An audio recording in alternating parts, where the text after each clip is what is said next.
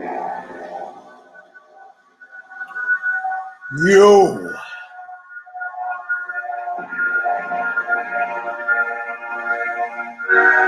are now about to witness the awesome,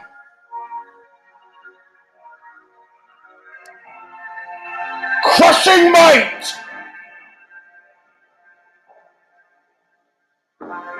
of, I'm scaring the dog, KNUCKLE!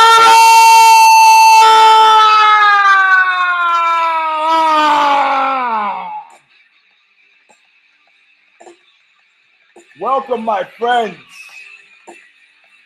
Drinks for all my friends.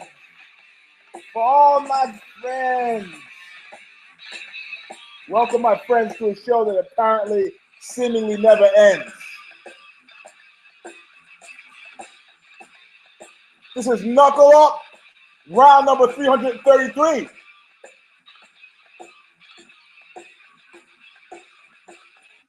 I am your host, Eugene S. Robinson.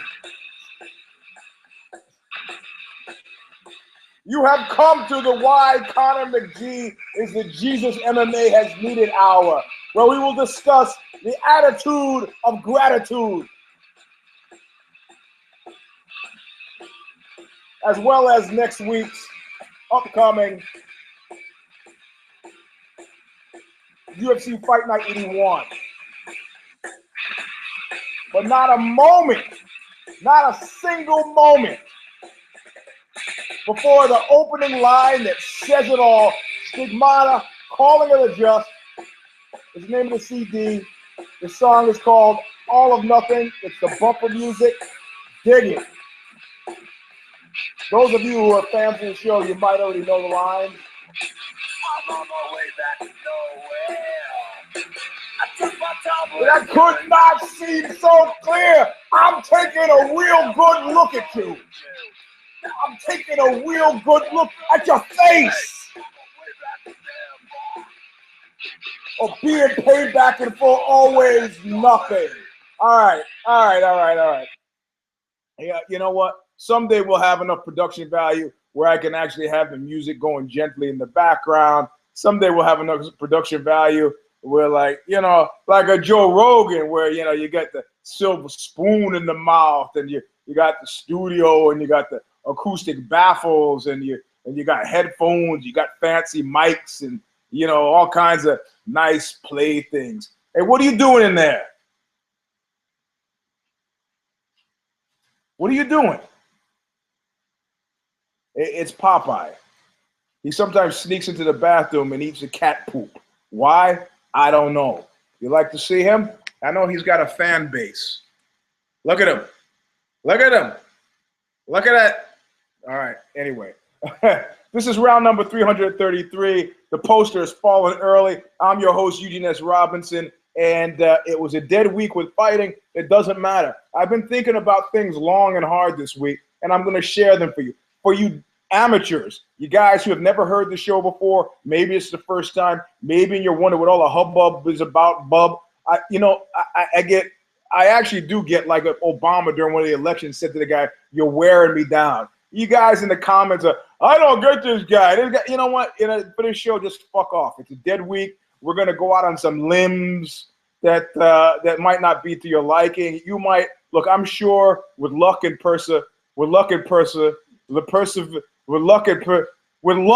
that you might get out of high school someday. But for everybody else, we're gonna go into some deep waters. So maybe you might want to come back next week where we can actually slave the show to a specific fight. So then at least you know what's going on, and but you're not going to make it with this show, and this is maybe not the show for you.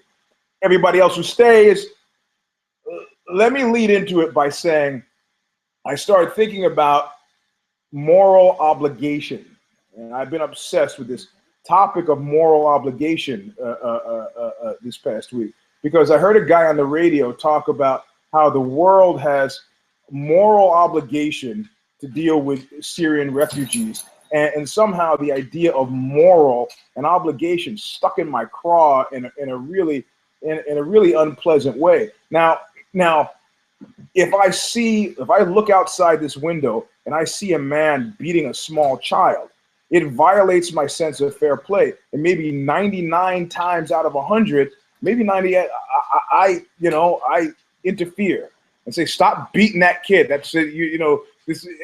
I say, but I don't perceive that I've got any obligation to stopping this guy, and certainly not a moral obligation. And certainly there are all reasons for suspicion when anybody is telling me you have a moral obligation.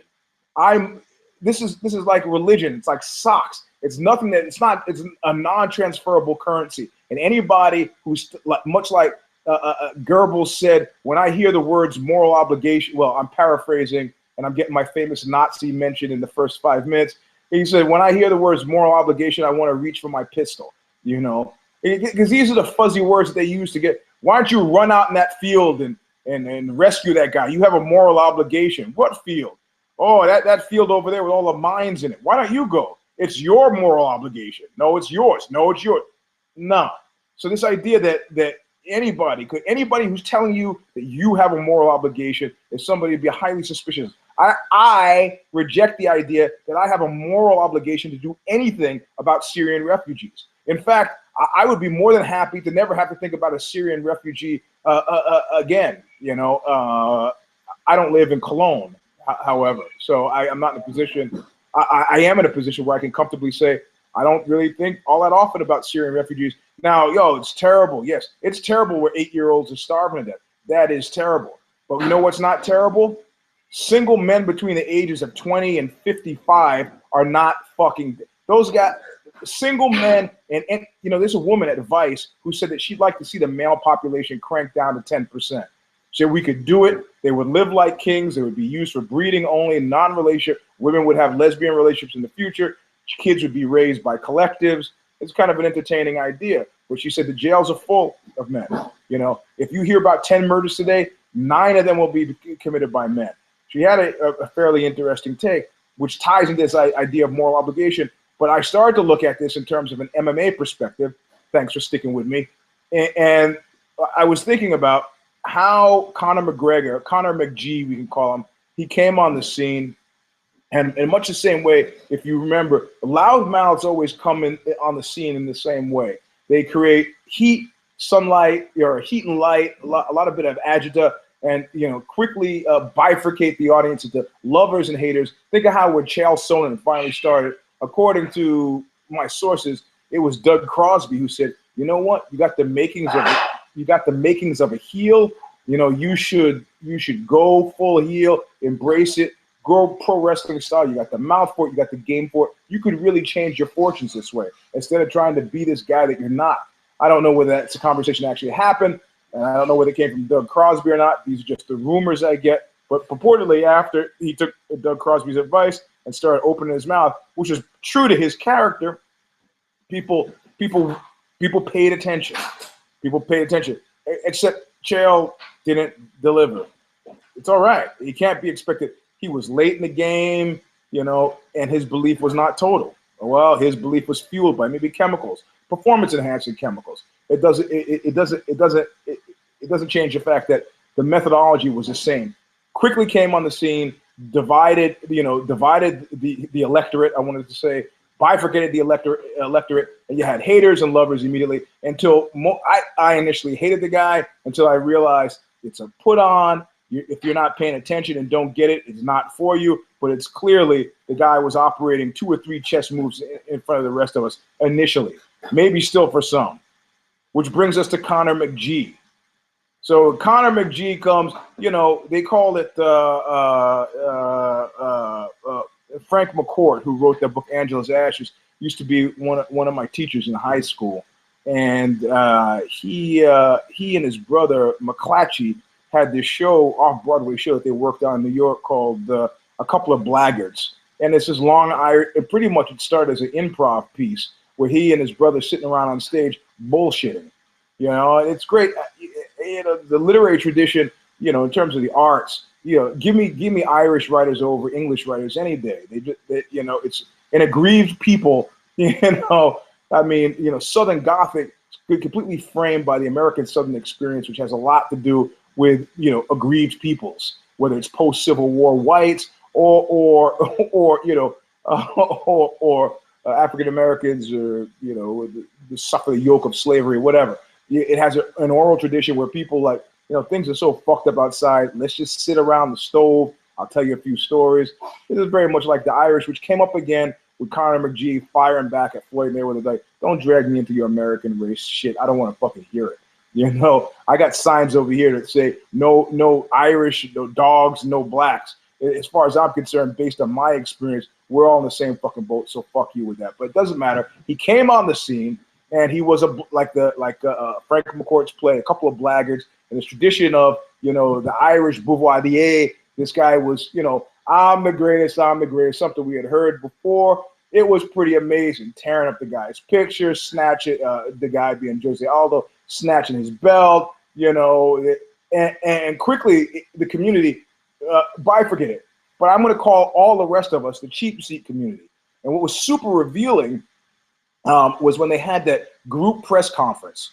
If you remember, the UFC, I don't remember what they called it. They had this group press conference. In the group press conference, you know, they had 3 tiers of tables and everybody's sitting.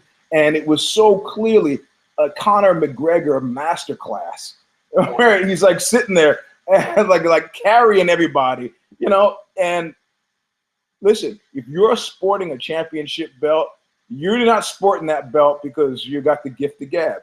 You're sporting that belt because you can punch a guy in the face very hard, very fast. You're a capable martial athlete. Yeah, that's why you got the belt. All the rest of the shit, that, believe me, is distracting and grinding people down. It's what Anderson Silva wanted to be free of. It's what Ronda is presently free of, despite the Saturday Night Live call. Look, you know, I wouldn't be feeling all that jolly about that as a pick. You know, she's got, what does she have to lose? Not much. What does she have to gain? Actually, not much. You know, unlike Donald Trump, his appearance in Saturday Night Live.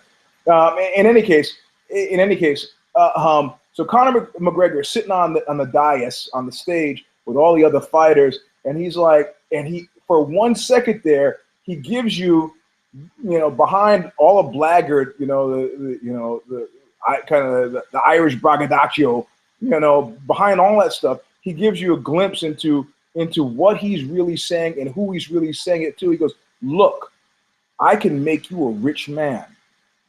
If Dana calls you, you know, the bald one, he's got his own TV show now. Looking for a fight, you know, and which is now I threw the pillow against the heater. Now the heater's gonna catch the pillow on fire before the show is down. This will be Knuckle Up Flambe before July 17th, 2017, when I'm really scheduled to burst into flames. Anyway, I'm going to digress for a second. I'll have you know that in an effort to forestall my flaming death, that I intend to have guests. I'm going to try for at least one a month in the studio on Knuckle Up, of guests of some renown. Which is one thing when I used to record the show from location. Not going to do that unless I can figure out how to edit through Google. I'm going to have them come in studio, which would be kind of interesting because I don't like people all up in my studio. So he says in that moment, he goes, if the bald one, and I call him the bald one just for you guys who don't know, because clearly he derives so much pleasure from hearing his name and seeing his name that I can't contribute to I just can't contribute to that. So he said the bald one calls you and says, you got a Conor McGregor fight. You know, you first thing you do when you get off the phone is say, baby, it's red panty night. We're rich. That's the first thing you say. It's the first thing you say. We are rich. And then the other fighters are and then finally we got to see, not with us in the cheap seats are thinking about McGregor, whether some of us make the Chael Sonnen journey, like, oh, who is this asshole? Who is this loudmouth? Just another guy with, you know, lots of talk, no action. Yeah, or we see a couple fights, we go, no, he's a real deal, and he's parsing the audience, small parts, until there are very few out and out haters. I had less far to go with Conor McGregor than I did with Chael Sonnen, because Chael Sonnen's initial smack seemed to be racially tinged to me, and I didn't like it. I didn't like the taste, you know, or first world, third world, even though Brazil would bristle at the idea of being third world. Oh, they were petting the bus. It took on a distinctly kind of ugly American thing, which I didn't like. Conor McGregor's smack was always self-directed, you know, product of a belief in providence and fate, and very much kind of more of, you know, like, I mean, there's no mistake they made the Muhammad Ali-esque statement about, I'm great, and I don't know about the rest of you, but I am great. And fundamentally, you know, Andrew WK's human potential, or any human potential thing, I'm okay, fuck you, or whatever that book was. I'm okay, you're okay. So but in that moment, he in a publicly private conversation with his peers, what he said is, he said in essence, one of my favorite lines, usually prior to a fist fight, do you know who I am? He said, do you realize what I'm here to do for you? He goes, I will make you rich. You know, now Jose Aldo said, fighters need to be treated better. We need to get a union. All of a sudden, when you start talking about, yeah, it's a good idea. When you start talking about a union, it didn't work for Cal Schalak, and it wasn't going to work in this instance, because you can pick off the outliers too easily. It had to be led by somebody else. When they were talking about the Nick Diaz thing, they said, okay, well, you know, somebody has to come out and, well, it helped that Ronda said this is ridiculous, when it was Ronda who people were paying attention to. Jose Aldo even leading a charge to unionize. Who would he have been successful? Who would he have successfully gotten to his MMA fighter unionization efforts? He wouldn't have gotten guys in the top 10. He'd have gotten plenty of guys from the Phantom Toll booth and plenty of Lost Battalion guys, maybe. The problem with Lost Battalion guys is that they don't know they're Lost Battalion, so they're thinking they're top 10 guys. Even if they are top 10 guys, you could be, maybe more specifically, those guys are the guys who were, you know, or Lost Battalionized, right? At some point, I think somebody sent me a text that Chris Weidman was getting excited about a rematch. Hey, buddy. Hey, come here for a second. Can I talk to you for a second, Mr. Weidman?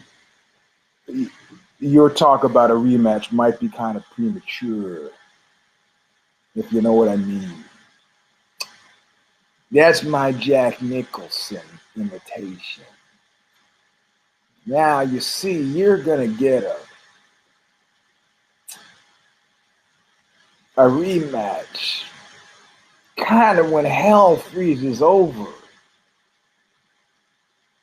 Your belief that you're going to get a rematch is what Lost Battalionizes you. But it doesn't matter. In that public moment, he had a private conversation with fighters, and fighters now he's starting to parse the audience of his peers, his fellow fighters, into believers and non-believers. And pretty soon there'll be an island. And on that island, there'll be very few people who are like, this guy is bad for the sport. Everybody has their Drax the Destroyer. I don't know who it's going to be. I'm imagining very clearly it's not actually Jose Aldo.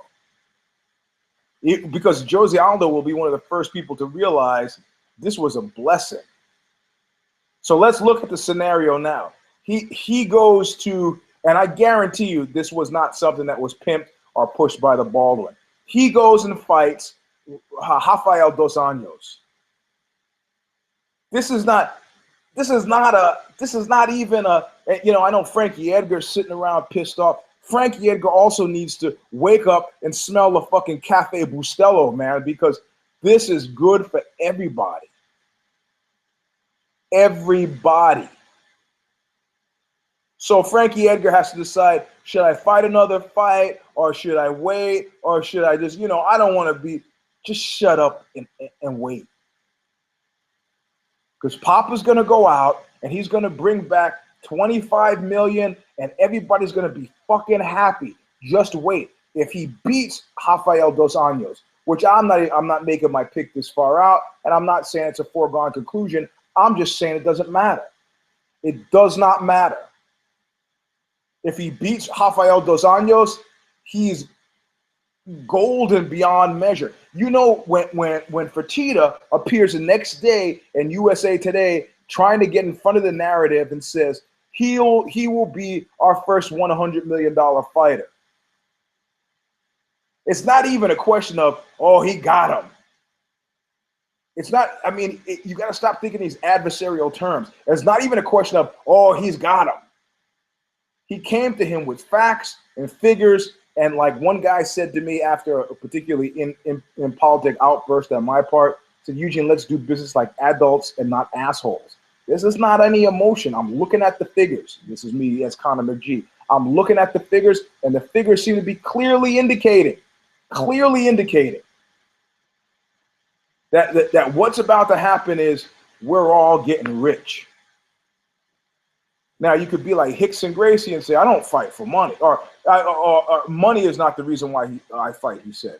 Of course, money was the reason he chose not to fight, because you got not giving me guys money commensurate with what I think I have to bring. Okay, this is different. That was then, this is now. He beats Dos Anjos. He is golden beyond all measure. He's the first-time current double belt holder. He is a Brazilian killer. And he is also somebody who can mark. You know, he doesn't need to fight again. He could go charge $20,000 or $30,000 for an hour of speaking American. I mean, you understand what's happened? It's not even a star is born, man. You blinked for half a second and there's a supernova. If people are crafting film roles around you, if Johnny Depp and Leonardo DiCaprio are currying your thought, or is a Wahlberg currying your favor, oh my God. Oh my God. These guys are hitting Boston. I mean, he beats him and he's Goldfinger gold. He loses to Dos Anjos, and he goes into his next fight, which should be with Frankie Edgar, with some real odds in the fight. I mean, as interesting as it is to find somebody who's either on the cusp of being Lost Battalionized or in the Lost Battalion, it's much more interesting. It's as interesting to find a guy who's gone supernova. The path of the righteous man is beset on all sides. He loses to Edgar, that shit stops. Edgar needs to, he said he had to fly out to Vegas. They asked him to come fly out to Vegas and see what he wanted to do.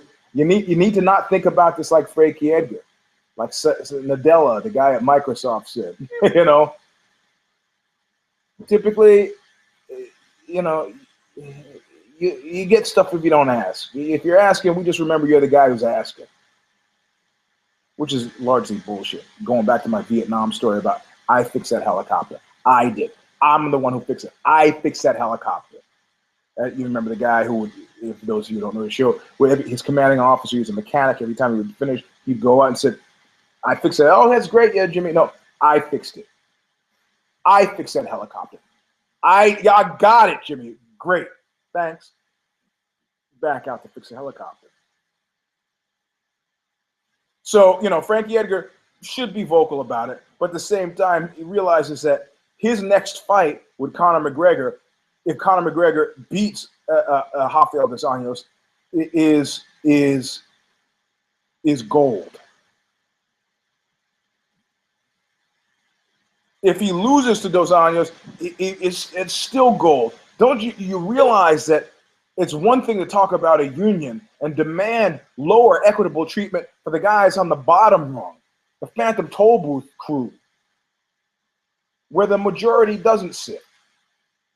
There is a third place to be, right? And that is the what is the phrase? The Young Turks, up and comers. If you are to Sage Northcutt, not Phantom Tollbooth, not Lost Battalion, where is he? He's an up and comer. Not a player, up and comer. They're smoothing out greasing the skids for him. So if you're starting a union, what you're proposing is you're trying to help those guys who are in the Lost Battalion. I'm sorry, in the Phantom Tollbooth. Those guys will never have any cachet. Maybe these are position players who the bald one calls in. Oh, we're doing a fight in Melbourne. Hey, who do we got? Get Ebersol in here. And he's now retired. Maybe he'll put some asses in the seats, a local guy. I don't know. All politics is regional. Yeah, okay. It's one. If you're looking at this chessboard of MMA in 2016 and lightweight, featherweight, you're looking at. Even if you're a heavyweight, if you are a middleweight, if you are a welterweight, all boats rise. There is nothing bad about this. There is nothing bad about this. Yes, I want to see a guy earn it on his merits. I don't want to see Chad Mendes, Conor McGregor wins like that because it stunk. Yes, I'm still talking about it because it still stunk. But I didn't realize the enormity of what was at stake. And even, maybe there was some kind of weird collusion. Maybe Herb Dean pulled the trigger a little fast. I don't know. But now I'm defending it as a decision. Because nobody would have developed the head of steam or the cachet to force the kind of change that needs to be forced to make this be a viable fucking sport in the not foreseeable foreseeable future. Yes, if you're pushing a union, it's like, think of Tom Joad. When there's a big guy pushing a little guy around, I'll be there. When there's somebody who's unfair, I'll be there. Unions designed to help the little guys. Jimmy Hoffa sure helped a lot of little guys, huh? I'm not anti-union. I'm a union guy myself. Well, Screen Actors Guild, but you know what I mean. I'm no fucking Teamster. What do you think? I'm like International Pipe Fitters. IBEW. I'm not even the office worker. The janitorial staff. I am Screen Actors Guild. I don't do shit except collect residuals, but I'm a union guy. But it's not designed to help. It's not designed to help the bank president. It's designed to help the bank teller. It's not designed to help the publisher. It's designed to help the reporter. It's not designed to help the general. It's designed to help the foot soldier. Well, the military doesn't unionize. So, Jose Aldo was essentially talking about creating a situation that would improve the lot of the Young Turks, maybe some of the guys in the Phantom Tollbooth, maybe guys without a lot of cachet, guys who will not get any of us to stand up and walk across the room and turn on the TV. It was going to help those guys. On the outside chance that from the up-and-comers, you might get a John Jones who got a leg up because he's got a working salary, and you might get some Anderson. So you might get somebody, again, a new beast slouching toward Jerusalem. You might get one of those. That's not as effective as the other way. Yeah, he's created a capitalistic, a meritocracy where, you don't think this is motivating? Well, let me get this straight. If I win this fight, I get what? $10 million? Jesus shit, you give me $10 million. I am fighting fundamentally differently than if I'm getting $50,000. Now, $50,000, I'm thinking about, after taxes, given my bracket, I got to pay 10 grand, and then I got to pay the team fees, and leaving me. I really wanted the car, but I got to pay the note, and you got worries. You're chasing other things and hoping that we turn around and your shopping cart's behind you. You got $10 million. You are flying toward a future set out. I mean, all of us. You will fund it like when they had when they got serious, or said they got serious about testing for PEDs, and you saw fighters change personalities. All of a sudden, Jake Ellenberg looks like a different Jake Ellenberg. Johnny Hendricks looks like a different Johnny Hendricks. Am I saying these guys are taking performance-enhancing drugs? I don't know. What do I know? I'm just a guy in a dirty chair and a dirty shirt and a dirty jacket with his face unwashed. What do I know? But I do know, I do know that that you will see a fundamentally different fighter, as well as a fundamentally different fight when the person started going up. And this is something that Baldwin will never admit to, because he doesn't want to keep it. If I could sell you a mediocre product for a top dollar, I'm better off than selling you a top product for a top dollar, right? This is why the music industry destroyed itself. I bought records in the 70s, albums where money was tight. I'd go out and buy some, album, and the 2 songs out that I want to hear. Man, it's like, wow, I got this whole record. I only want the 2 songs. So then what did I start doing? Come 1980. So well, I don't want to, every time I don't want to lift the needle up, and every time I want to hear those songs, start putting those songs on cassette. And the music industry, C30, C60, C90 go. It was bow wow wow. They said, home taping is ruining the music industry, because suddenly I could choose. And now only old people talk about, I'm in the midst of making an Oxbow album. An Oxbow album, a record. I'm still thinking in terms of an LP. Do you even know what LP stands for? Do you let me ask. Hey, do you know what LP stands for? What? Well, she knows, but she's a music person. So yes, long playing. Things change. We are talking about MMA going to places that MMA has never. And I'm not talking about media acceptance. I'm not even talking about that. I'm talking about the shit that makes the world go round. And as soon as we can get free of this freaking the Reebok contract is useful to me, because I know not a single week, not a single month will go by without there being some major cock up. If you have friends in the UK, they can tell you what I mean by cock up. It just always makes Americans laugh, because Americans use the word cock to mean other things at other times, where cock up is almost polite society in England. It means screw up. So we are looking at, it's hard to keep a guy focused who's already making a lot of money. At one point, what is that great movie? It's an Israeli movie about this husband, or this father, who kidnaps who he suspects is his daughter, a child killer rapist. It's this great Israeli movie. It was the name of which I can't remember. And the father kidnaps a rapist, and they torture him. And much like my novel, A Long Slow Screw, it's one of those things that if you miss the last 5 minutes, or in the case of my novel, A Long Slow Screw, if somebody tears out the last page, you have no idea who does it. But at one point, one of the Mossad, a father whose daughter is actually dead, and the other guy, I think his daughter, which is kidnapped. Can't remember the story. He finds the guy torturing, trying to get the alleged child rapist to confess to something, and he's like guy waving around a gun, and he pulls it and says, "What are you doing?" He says, "Oh, I'm trying to get him to talk." He goes, maniacs aren't scared of guns. They're maniacs. You know what maniacs are scared of? Well, what? Maniacs are scared of other maniacs. That scares them. Watch.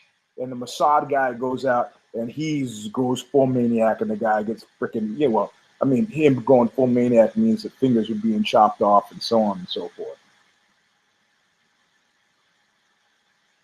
So we are you know, we are looking at a fundamentally different scenario. So my point was, you know, when you start making a lot of money, a John Jones gets distracted and unfocused when you're promising him $2 million for his next fight, because that doesn't really mean shit. It doesn't really mean shit then. Like, maniacs aren't scared of guns. $2 million doesn't mean anything to John Jones at this point. It doesn't focus the mind. Maniacs are not scared of guns. He's not 2 million here, 2 million there. At this point now, he just doesn't care. That's not going to keep him focused. Maniacs scared of other maniacs. The analog here is 10, 15, $20 million a fight. Now you're paying attention. Now you are focused. You know, if you want to be a Michael Thomas Brown, start having girlfriend problems, you can't get your game quite straight, are you going to leave your training camp with Jeremy Jackson, who got kicked off the Ultimate Fighter TV show because his girl? Nah. There are very few people out there that most of us would hold to be as important as $15 million. You probably wouldn't sell your kid down the river for $15 million. You probably wouldn't sell your mother, your father. That fathers have a tough road to hoe. I might sell a father before I'd sell a mother. You're probably not going to sell your wife or your husband if they're worth a damn. But if they're not pushing the needle over 51%, you're selling them. By which I mean, you know, there's no distraction that's going to shake you off of your team is not firing on all cylinders. You know, not what? For 15 mil, you become a mercenary. You become, in other words, once you start getting 15, 20, once guys are fighting for boxing type money, the Lost Battalion will blossom because people will want that money, but people who are wanting will never get that money. Understand? It will be a harrowing, HARROWING, in a biblical sense of the word. Because if you're not going to show up at the table for 15, 20, 25 mil, you're never going to show up. And pretty much there's no distraction in the face of 20, 25 mil that you're going to be able to bring to the table that's going to make a difference. Dan Gable's sister was murdered, raped and murdered. It went a long career. I mean, people try to tie it in. I can't remember the timing of it exactly. But he went out and fought and wrestled. For peanuts, nothing. Collegiate competition.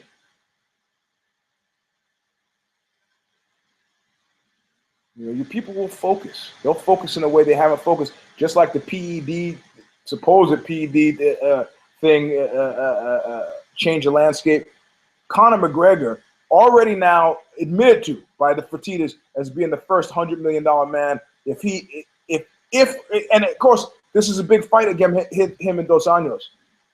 It's a big fight. It's the smartest fight for them to book because it doesn't mean anything whether he wins or loses. And it doesn't slow his Frankie Edgar matchup at all.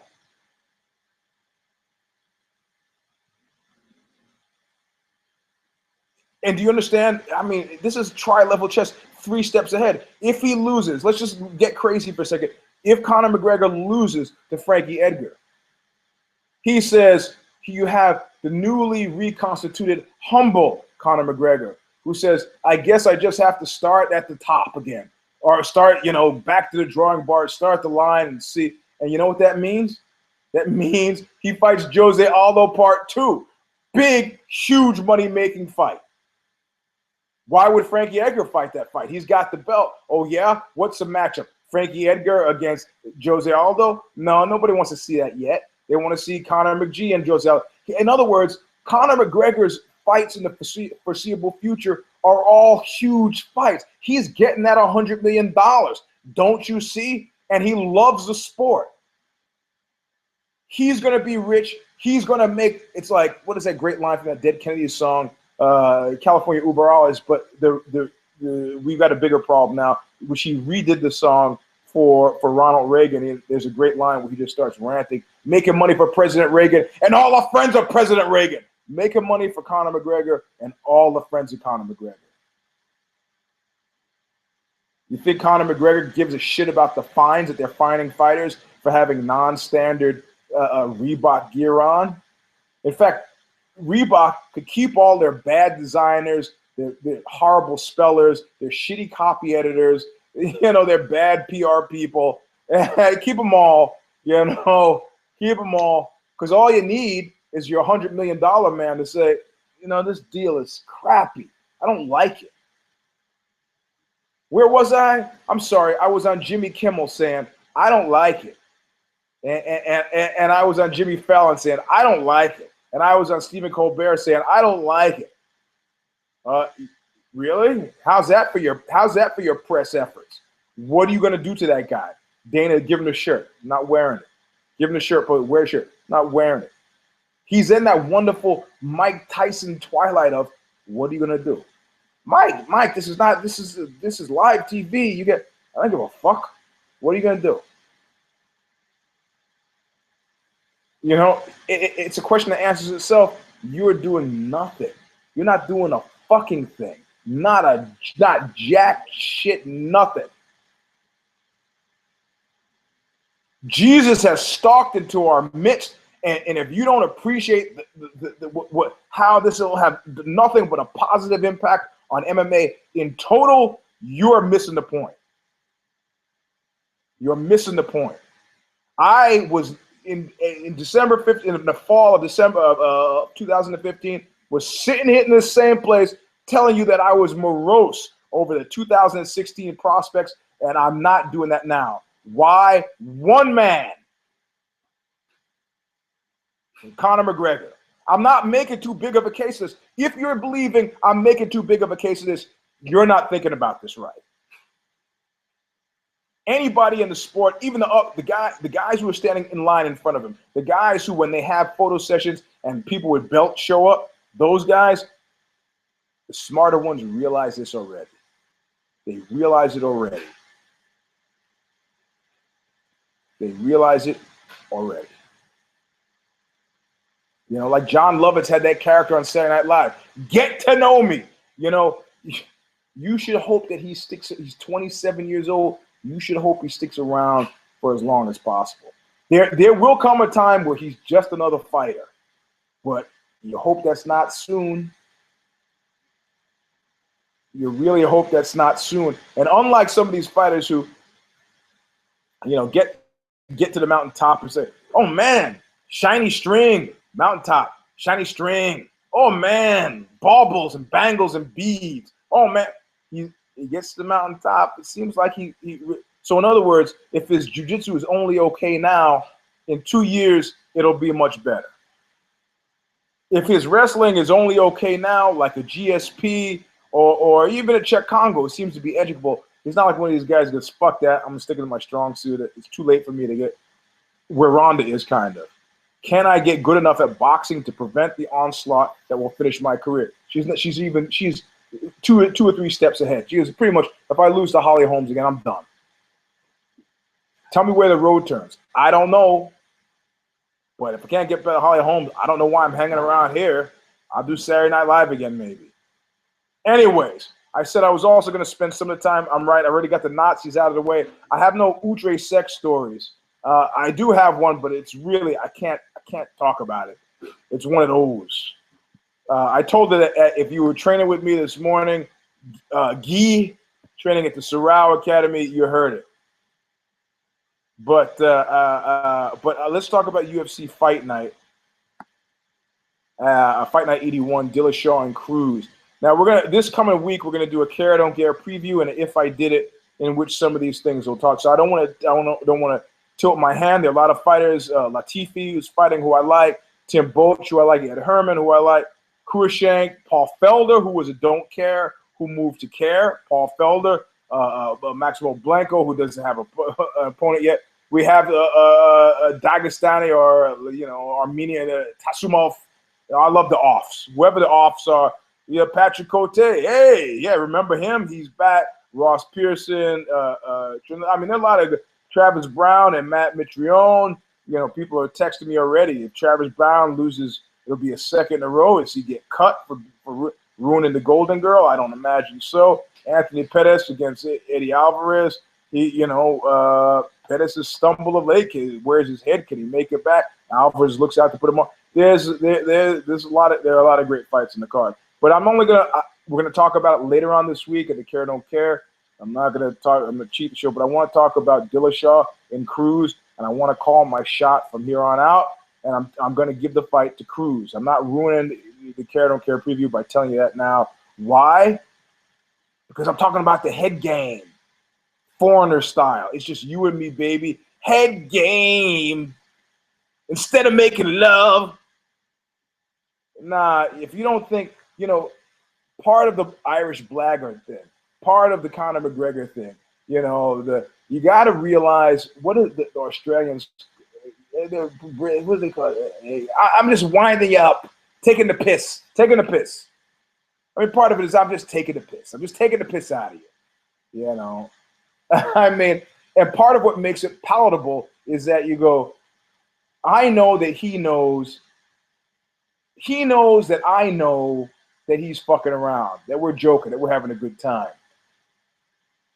But it's like the Princess Bride thing. Conor McGregor, does he believe what he's saying? Or does he want me to believe? Or am I supposed to know? Or, you have to have, this is the difference between the early days of the UFC now. I mean, these guys were, the early days of UFC, they were tough guys, and they were fighting with guts and heart. They didn't become athletes yet. They had been athletes in other sports. They've been sort of martial athletes. Yes, I got that. But now it's a different game. Different game, different place, different time. So you can fine-tune the head game. Fine-tune it. And if you don't think it makes a difference, you are completely wrong. Completely. Absolutely, positively, 100% wrong.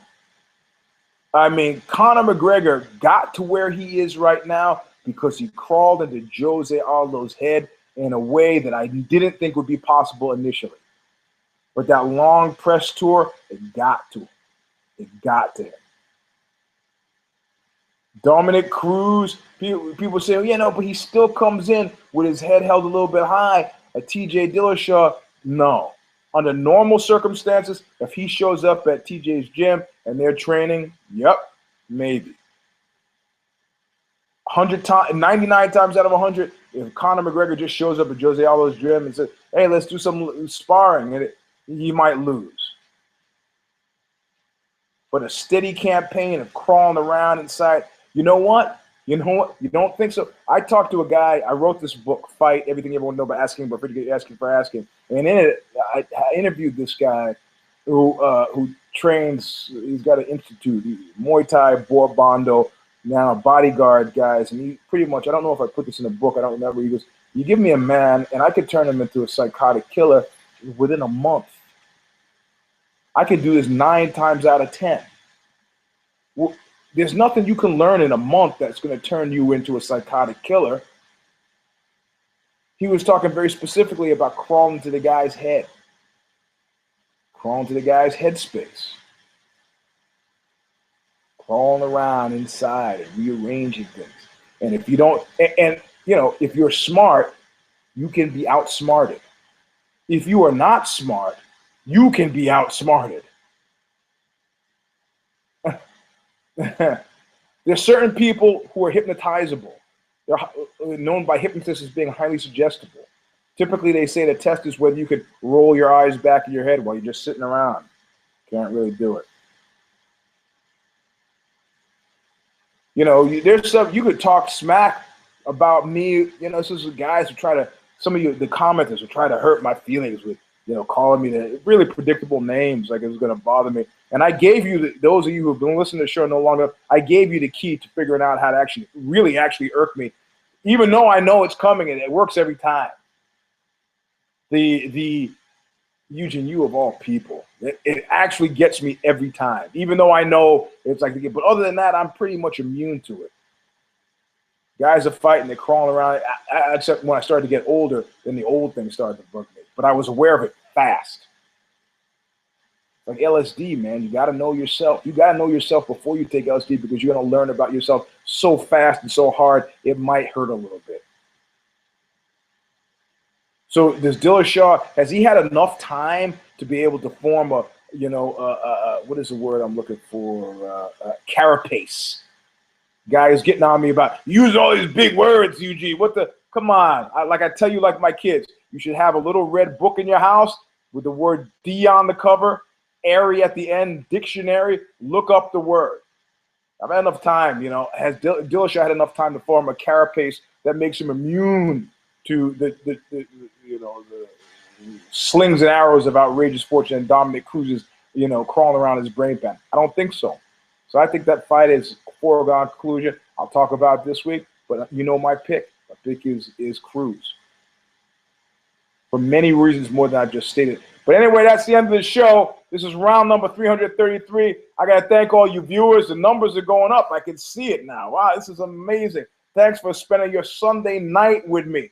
I'm sorry I didn't get around to the Outre sex stories, but I had to. This was my Sunday sermon with my attitude of gratitude. That I think we should all be. We have a debt to Mr. McG. Now, if we could only get him on the show, make him a real bona fide friend of Knuckle Up, I think it's probably highly unlikely to happen at this point in time. But out of all the places he should be on this show. Beyond a shadow of a doubt. Beyond a shadow of a doubt. I spent enough time in Ireland playing shows in Ireland, suing guys in Ireland. I'm fucking virtually, I should be honorary. Black Irish, you got it. Anyway, this is the end of round 333. I'm your host, Eugene S. Robinson. This is Knuckle Up, and we'll see you later on in the week with If I Did It, Care Don't Care preview. If you want to get a hold of me on Twitter, it's at Eugene S. Robinson. Facebook is all jammed up with this, so that's probably out of the question. But you can follow me on Facebook at least. We'll see you next week. Look what you made me do!